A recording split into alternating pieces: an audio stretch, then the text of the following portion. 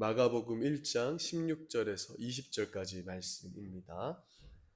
어부의 기쁨이라는 제목으로 같이 말씀을 나누겠습니다. 마가복음 1장 16절에서 20절 말씀 우리 한 목소리로 같이 한번 봉독하겠습니다. 시작. 갈릴리 해변으로 지나가시다가 시몬과 그 형제 안드레가 바다에 금을 던지는 것을 보시니 그들은 어부라. 예수께서 이르시되 나를 따라오라. 내가 너희로 사람을 낚는 어부가 되게 하리라 하시니 곧 그물을 버려두고 따르니라. 조금 더 가시다가 세베대의 아들 야고보와 그 형제 요한을 보시니 그들도 배에 있어 그물을 깁는데 곧 부르시니 그 아버지 세베대를 품꾼들과 함께 배에 버려두고 예수를 따라가니라. 아멘.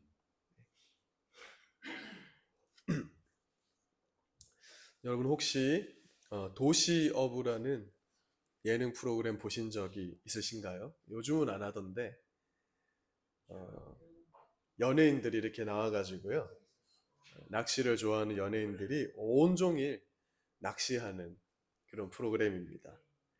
저처럼 낚시에 별 관심이 없는 분들은 하루 종일 물만 쳐다보고 있는 게 뭐가 그렇게 재밌을까 이렇게 생각하실 수 있지만, 이 프로그램이 그렇게 중장년 남성들에게 엄청난 인기였다고 합니다. 어느 통계를 보니까 대한민국 중장년 남성들이 사랑하는 두 프로그램이 있대요. 하나는 나는 자연인이다. 그리고 또 하나가 이 도시 어부였다고 합니다.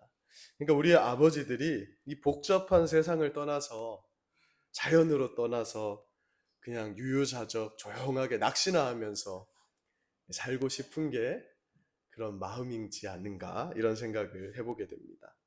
저도 간혹 이 도시 어부 이렇게 볼 때가 있었는데요, 그때마다 이 제 시선을 사로잡는 장면이 있었어요. 그게 뭐냐면, 출연자들이 정말 기나긴 기다림 끝에 그 물고기를 딱 낚아 올렸을 때 그 표정을 보면은 너무 재밌어요. 얼마나 기뻐하는지. 제가 보았던 어떤 회차는 진짜 온종일, 그게 무슨 시간을 정해놓고 하더라고요. 근데 온종일 물고기를 한 마리도 못 잡았는데 뭐 몇 분 안 남겨놓고 마지막에 물고기를 딱 낚아 올렸는데 정말 세상을 다 가진 것처럼 기뻐하는 모습을 보았습니다. 그래서 그것을 낚시하는 분들은 뭐라고 부르냐면 손맛이라고 부르더라고요. 손맛이 있대요. 그러니까 그 짜릿한 손맛을 잊지 못해서, 우리 올겨울도 많이 추웠잖아요. 그러니까 그 추운 날씨에도 기어이 바다로 나가는 걸 보게 됩니다. 자, 오늘 본문 말씀에도 이 손맛을 누구보다 잘 아는 어부들이 등장을 합니다. 바로 예수님의 최측근 제자들이라 할 수 있는 베드로와 안드레, 그리고 야고보와 요한이었어요. 자, 이들은 예수님의 사역의 초창기부터 함께 했습니다. 그러니까 처음부터 예수님이 12명을 택해서 함께 다닌 게 아니라 점점 이렇게 12명을 모으는데 가장 최초에 부른 4명의 제자라고 할 수 있습니다. 그런데 이들의 원래 직업이 뭐라는 거죠? 어부였다라는 거예요. 자, 예수님의 부르심을 받기 전 이 어부들에게 가장 큰 기쁨은 뭐였을까요? 당연히 그물 한가득 물고기를 이렇게 들어올리는 그런 만선의 기쁨이었을 겁니다. 밤새워 그물을 던진 끝에 배가 가라앉을 정도로 고기를 꽉 채워서 들어오는 날에는요, 부인과 자녀들 앞에 어깨가 이만큼 올라가서 그렇게 집으로 돌아오는 것입니다. 그것은 마치 한 달 내내 직장에서 이리저리 치이고 고생하다가 그 월급날 예전에 이렇게 통닭을 종이 봉투에 싹 싸가지고 있잖아요. 식을까봐 이렇게 품에 넣어가지고 가지고 온 그런 우리네 아버지들의 든든한 발걸음과도 같았을 겁니다. 자, 이처럼 성경에서 어부라는 직업은 오늘날로 따지면 우리가 이 땅에서 땀 흘려 하는 그런 일, 직업, 이런 것들을 상징하는 것이죠. 단순히 어부다가 아니라 우리에게 대입하면 내가 가진, 내가 힘들어하는 일을 말하는 것일 겁니다. 그래서 내가 땀 흘려 일하는 것에 무엇이 있냐면요, 기쁨이 있어요. 땀의 결실을 볼 때는 성취감과 보람이 있습니다. 그리고 무엇보다 수고의 대가로 임금을 받잖아요. 월급을 받을 때 그 임금 속에 기쁨이 있습니다. 사실 그것 때문에 우리가 일하고 살아가는 거잖아요. 내 손으로 수고하여 얻는 일의 그 만족감과 기쁨은 분명 하나님께서 우리에게 허락하신 아름다운 선물입니다. 그걸로 살아가는 거예요. 자, 그런데 오늘 본문 말씀 속 이 어부들에게 이날은 좀 특별한 날이었습니다. 마가복음, 우리가 오늘 읽은 마가복음에는 자세한 상황이 지금 생략되어 있거든요. 그런데 동일한 사건을 다루고 있는 누가복음 5장을 보면 이날의 차가운 분위기를 읽을 수 있습니다. 자, 이날은 제자들이 전날 밤부터 바다에 나가서, 그러니까 이게 당시에는 이 고기를 잡는 일을 밤에 했던 것 같아요. 그러니까 밤새 애를 썼지만 물고기를 단 한 마리도 잡지 못했다. 그러니까 뭐가 끌려와도 끌려와야 되는데, 뭐 낙지라도 한 마리 끌려오든 소라라도 한 마리 끌려와야 되는데 그냥 한 마리도 잡히지 못한 날이었다. 이상한 날이었다. 그렇게 기록을 하고 있어요. 자, 문제는 이때는 하루 벌어 하루 먹고 사는 시대입니다. 하루에 한 끼만 먹어도 감사하던 시대예요, 예수님 시대는. 그래서 예수님이 오병이어로 백성들을 먹였을 때 그 백성들이 열광했던 거예요. 오늘날이야 뭐 밥 한 끼 대접하는 거 그 큰 거 아니지만 이 시대는 그렇지 않거든요. 그래서 문제는 뭐냐면 오늘 물고기를 못 잡았다는 건 오늘 우리 가족은 쫄쫄 굶어야 된다는 걸 의미하는 겁니다. 물고기를 잡아야 아이들 학교도 보내고 용돈도 주고 옷 한 벌이라도 살필 수 있는데 빈 그물만 끌어올렸으니까 기쁨을 하나도 누리지 못하게 되었다. 어부의 기쁨이 사라진 상태다. 이렇게 말하는 거예요. 여러분, 이때 그들의 마음이 얼마나 허탈하고 절망스러웠겠어요. 아마 그들은 아무 말 없이 고개를 숙인 채 그물을 깁고 있었을 겁니다. 그물을 또 정돈해야 오늘 밤에 나가서 또 그물을 던질 수 있으니까. 여러분 한번 상상해 보세요. 부인과 특히 우리 토끼 같은 아이들이 아빠만 기다리고 있는데 빈 그물을 끌어올렸다. 그런 절망적인 상황이었다. 바로 그때 누가 오셨다는 거죠? 예수님이 제자들에게 다가오셨습니다. 그리고 이렇게 말씀하셨어요. 마가복음 1장 17절입니다. 같이 한번 읽어보겠습니다. 시작. 예수께서 이르시되 나를 따라오라. 내가 너희로 사람을 낚는 어부가 되게 하리라 하시니. 예수님은 세상의 기쁨을 잃어버리고 텅 빈 그물 앞에서 절망하고 있는 어부들에게 다가오셔서 이렇게 말씀한 거예요. 이전에는 너희가 물고기를 낚으며 살아가던 어부들이었다. 그러나 이제 내가 너희를 사람을 낚는 어부로 만들겠다. 이렇게 말씀하신 겁니다.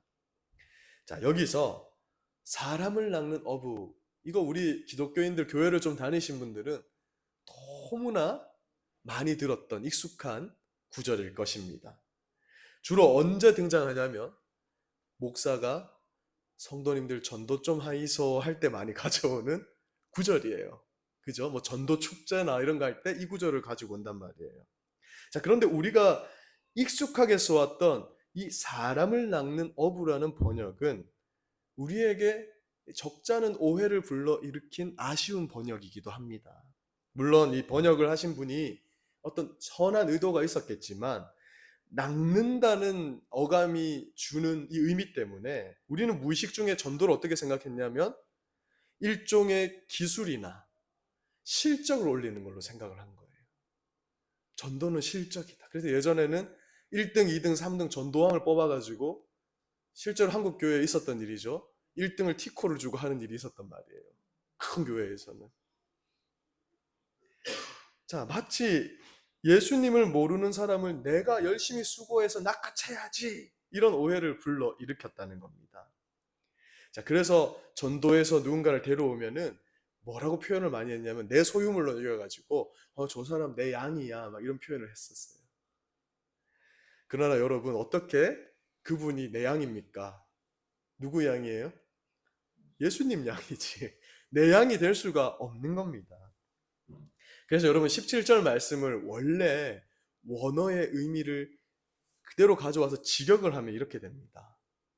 내가 너희를 사람들의 업으로 만들 거라는 거예요. 낚는다라는 말이 전혀 없어요. 어떤 의미냐면 누군가를 억지로 낚아라가 아니라 그저 사람들을 위하는, 사람을 살리기 위해서 존재하는 그런 업으로 내가 만들겠다. 이렇게 말씀하신 것입니다. 따라서 예수님의 이 부르심은요, 이렇게 해석돼야 됩니다. 이전까지 너희는 오직 네 가족만 먹여 살리기 위해서 물고기를 잡았다. 그리고 그것만이 너의 기쁨이었어. 그러나 이제 너희는 멸망으로 떨어져가는 그 한 영혼을 섬기고 그들을 위해서 헌신하면서 사람을 위해 살아가는 어부가 될 것이다. 그리고 그것이 너희의 진짜 기쁨이 될 것이다. 이런 의미를 담고 있는 거예요.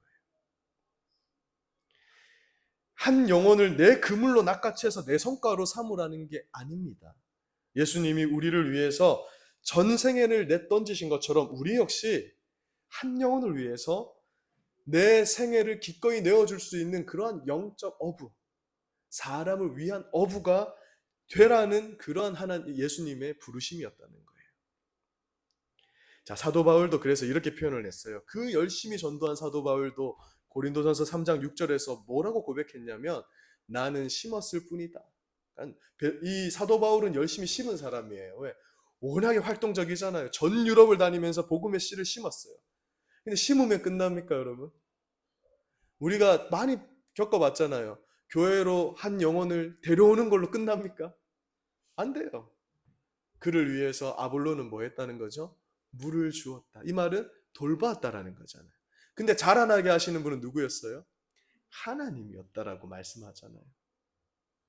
그러니까 한 사람이 구원을 얻고 생명을 얻는 거, 그러니까 굳이 표현을 하자면 그 영혼을 낚는 건 하나님이시고 그 낚으신 영혼을 사랑으로 심고 물을 주면서 제가 이번 주에요 이 꽃을 이 유지를 하려고 우리 집사님께서 귀하게 마련해 주신 건데 시들면 안 되니까 그러니까 물을 얘가 검색을 해보니까 물을 또 이렇게 많이 주면 안 되더라고요. 그래가지고 하여튼 이렇게 하듯이 우리가 예수님의 양들을 돌보는 사역, 그걸 사람을 낚는 어부라는 표현으로 표현하신 거예요.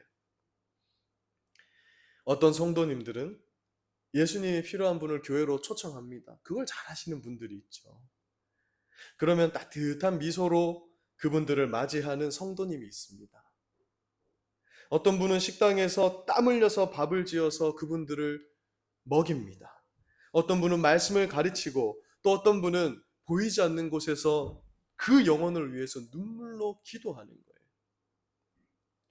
이 모든 수고가 모여서 한 영혼을 살려내는데 이것이 바로 사람을 낚는, 사람을 위한 어부의 삶이다.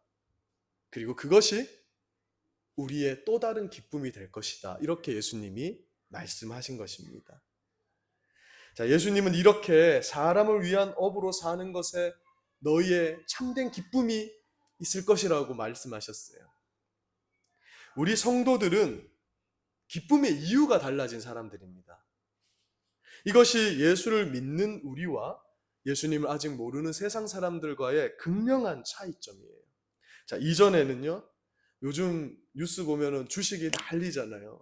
막 오른다고. 그래서 뭐 요즘은 막 빚을 내서 주식 투자하고 막 이래요. 그러면 뭐라고 말들을 많이 하시냐면은 빨갛게 올라간 빨간 선만 보면 기분이 좋다 하고 막 이런단 말이에요. 예전에는 좋은 집을 사고 차를 사고 월급이 오르는 것만이 내 삶의 기쁨이었습니다. 여러분 오해하지 마세요. 예수를 믿는 우리도 이 일상적인 이런 성취들이 분명 기쁜 일이 맞습니다. 예수 믿는 사람은 주식도 하지 말고 뭐 이런 기쁨도 누리지 말고 이런 말이 아니에요. 하나님의 백성들도 이 땅을 사는 동안에는 이런 기쁨을 하나님이 허락하십니다. 우리도 이런 거 있어야 살잖아요.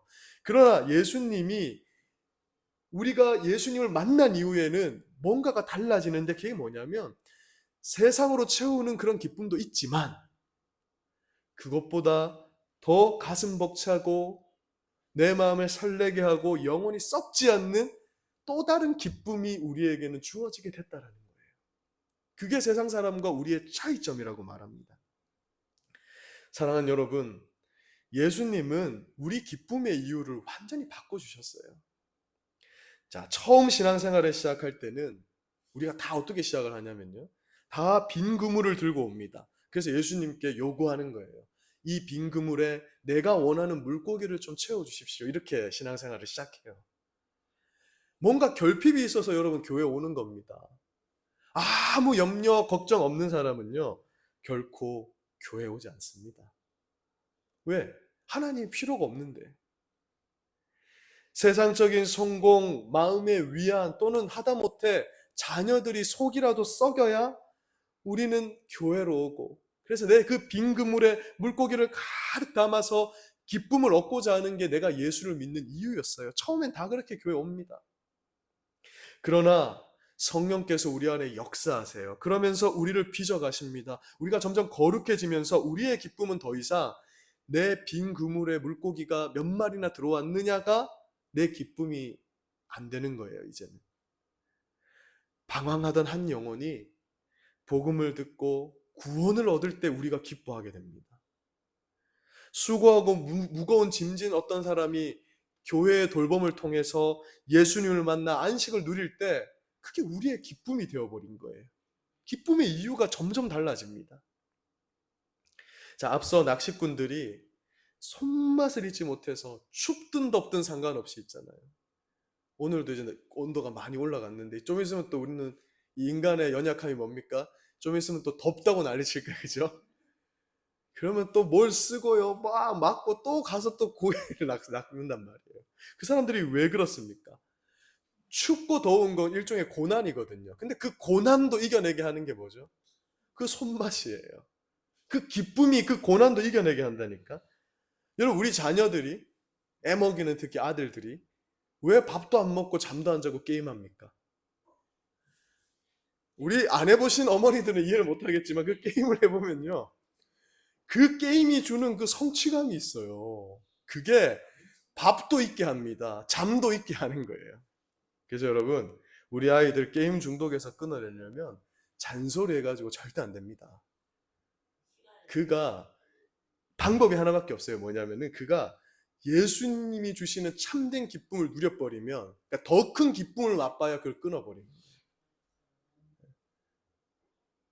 요한복음 4장을 보면 여러분 이 기쁨의 본질을 잘 보여주는 장면이 나옵니다. 예수님께서 제자들을 데리고 사마리아 지역을 이렇게 지나가시다가 야곱의 우물가에 멈춰 서십니다. 이미 제자들은요, 골이 좀 났어요. 왜냐? 당시 유대인들은 사마리아 땅을 밟지 않았거든요. 왜? 쟤네들은 피가 섞여 버렸어.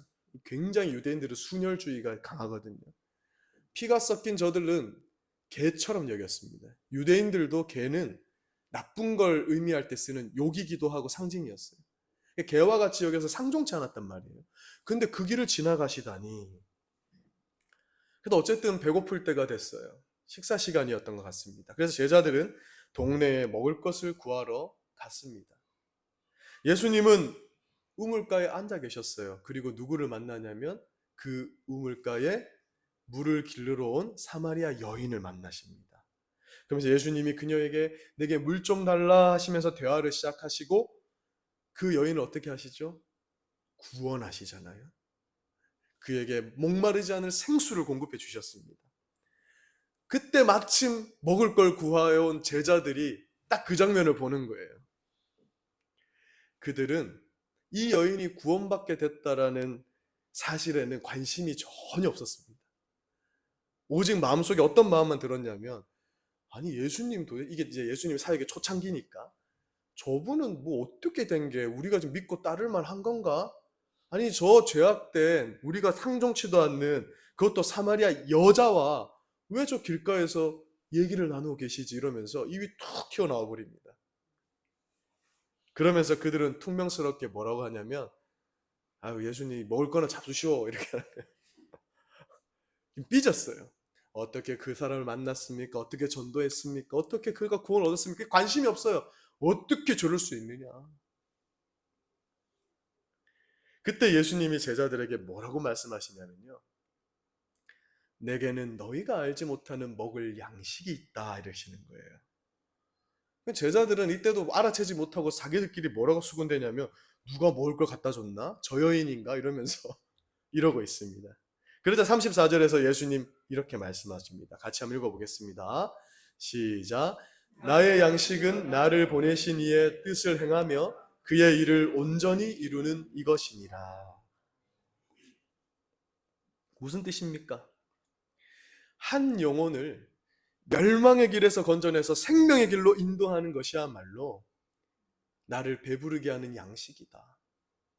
예전에는 내가 배불리 뷔페 가서 배를 빵빵하게 채우는 게 기쁨이었다면 이제는 저 예수라는 양식이 없어 죽어가는 한 사람이 구원받게 되는 그 일 때문에 나는 너무나 배가 부릅니다. 진정한 기쁨이 있습니다. 우리 아버지께서 기뻐하시니 나도 기쁩니다. 너희는 그렇게 바뀌었다라고 예수님 말씀하는 거예요. 그래서 예수님은 사람을 구원하는 이 기쁨이 얼마나 큰지 나는 먹지 않아도 배가 부르다 이렇게 말씀하신 거예요. 그리고 예수님은 이 기쁨을 제자들도 알기 원하셨고 또한 오늘 이 말씀을 듣고 있는 우리 성도들도 알기를 원하십니다. 사랑하는 여러분, 우리 신앙인들의 기쁨이 어디에 있습니까? 우리의 배부름, 우리의 만족은 도대체 어디 있단 말입니까? 세상적으로 여러 복을 받는 것도요, 물론 기쁨입니다. 좋은 것이죠. 그러나 세상의 기쁨은 이 땅에서 마치는 기쁨이에요. 한정적이에요. 이 땅에서 끝이에요. 성경적인 표현으로 하자면 그것은 좋은 것이지만 썩어질 것에 불과합니다. 우리가 뭐 100만 원짜리 요즘 뭐 그런 거 있더라고요. 그런 코스, 요리. 그거 먹어도요. 어차피 배설되면 다 어때요? 똑같아요. 그 비싼 거 먹으면은 우리 응가에서 향기가 납니까? 똑같아요. 다 썩어질 거라는 거예요. 로마서 14장 17절은 우리에게 분명히 말씀합니다. 하나님의 나라는 뭐가 아니라는 거죠? 먹는 것과 마시는 게 아니래요.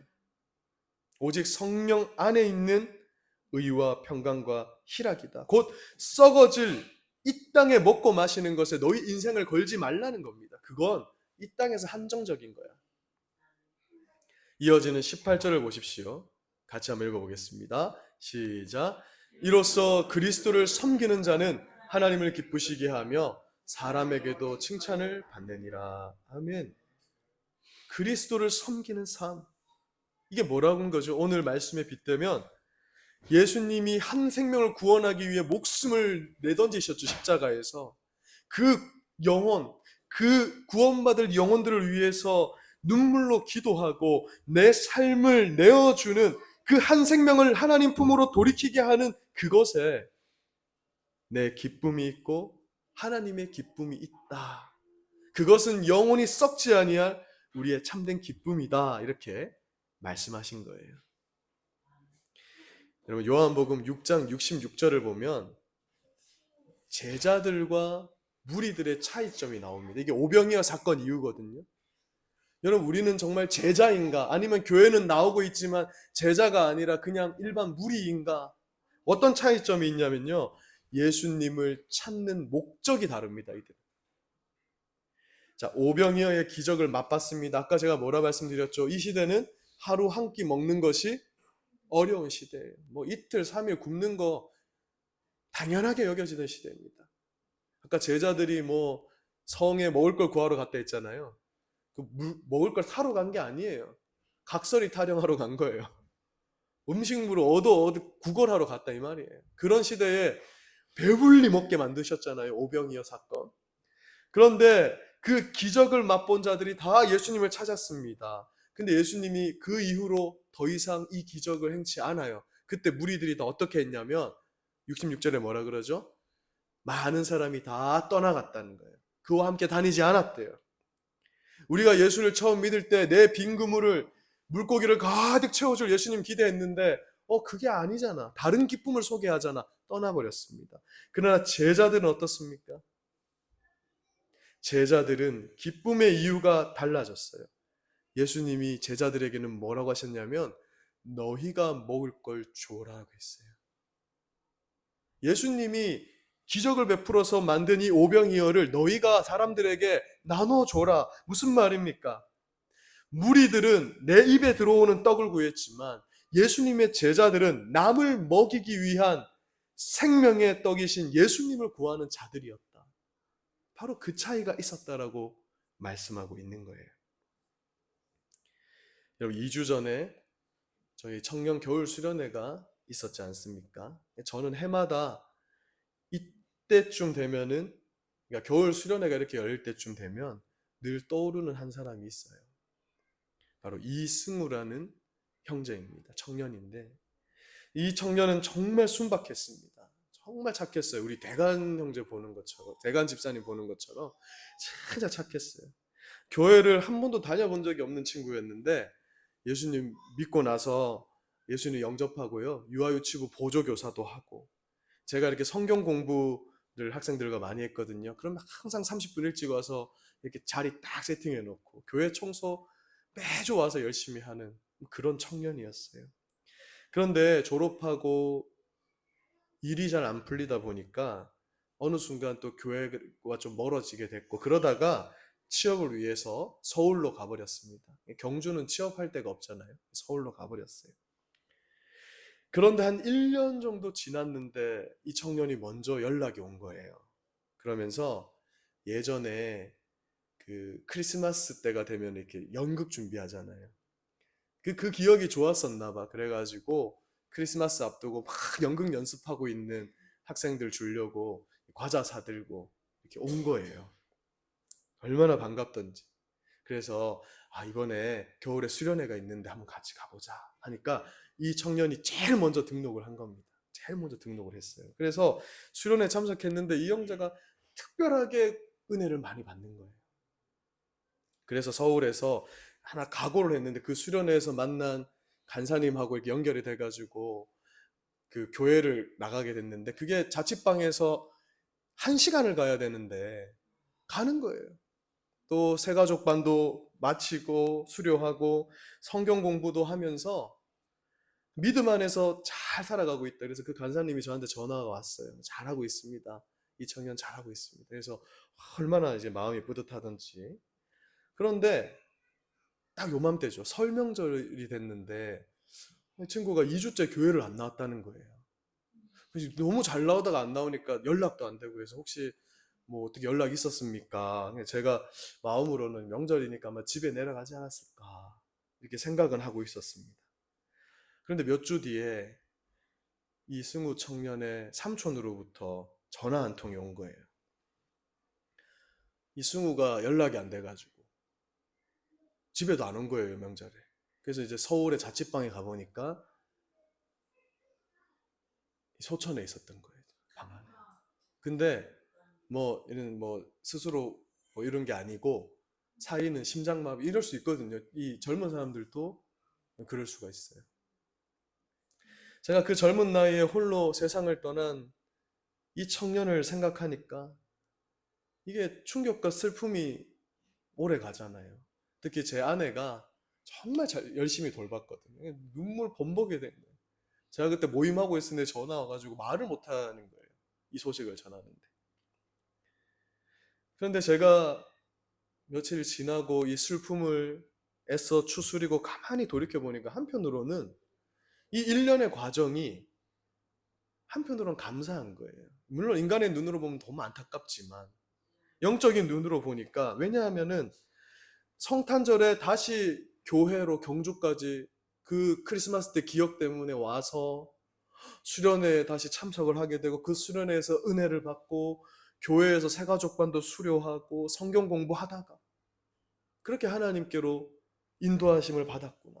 우리에게는 어떤 마음이 있냐면 분명히 천국 갔겠구나. 제가 무엇보다 놀랐던 건 뭐냐면요, 이 승우 형제가 예수님 안 믿었다고 했잖아요. 그러니까 부모님 예수님 안 믿어요.